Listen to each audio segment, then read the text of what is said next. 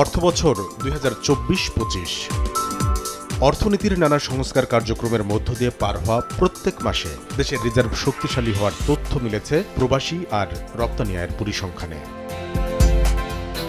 গত মঙ্গলবার গেল ১২ মাসের প্রবাসী আয়ের হিসাব $৩,০৩২,৫০,০০,০০০ দিয়ে বাংলাদেশ ব্যাংক জানিয়েছে, এক বছরে রেমিটেন্স বেড়েছে ২৬.৮%।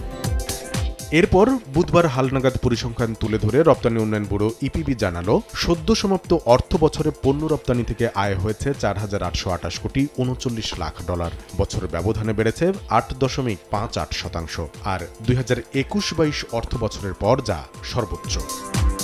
খাতভিত্তিক রপ্তানি আয়ের হিসাবে সবচেয়ে বেশি $৩,৯৩৪,৭০,০০,০০০ এসেছে তৈরি পোশাক শিল্প থেকে। এ খাতের প্রবৃদ্ধি হয়েছে ৮.৮৪%।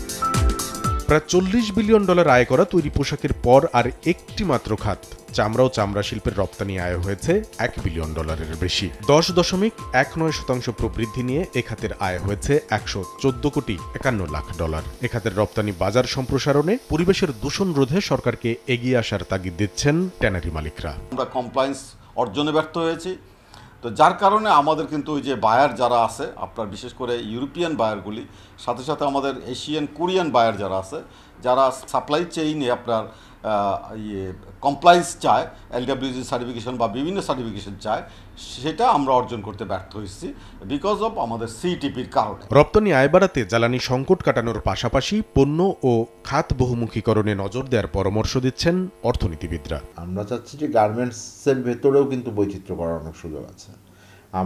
আমরা খুবই কটন বেসড যেই গার্মেন্টসগুলো আছে সেইগুলোতে আমরা রপ্তানি আমাদের মূল রপ্তানি নির্ভরশীল। আমরা সেখানে ম্যানমেড ফাইবার যদি পাঠাতে পারি আরো, বরং আমি মনে করি যখন ভ্যালু অ্যাডিশনের সুযোগ অনেক বেশি আছে বাংলাদেশে। রপ্তানি আয়ের বিচারে দেশের তৃতীয় বৃহত্তম খাত হোম টেক্সটাইলের ঘরে এসেছে $৮৭,১৬,০০,০০০। এরপরই রয়েছে পরিবেশ বান্ধব পাট ও পাটজাত পণ্য। এ খাতের রপ্তানি আয় হয়েছে $৮২ কোটি। কামরুল হাসান সবুজ, সময় সংবাদ, ঢাকা।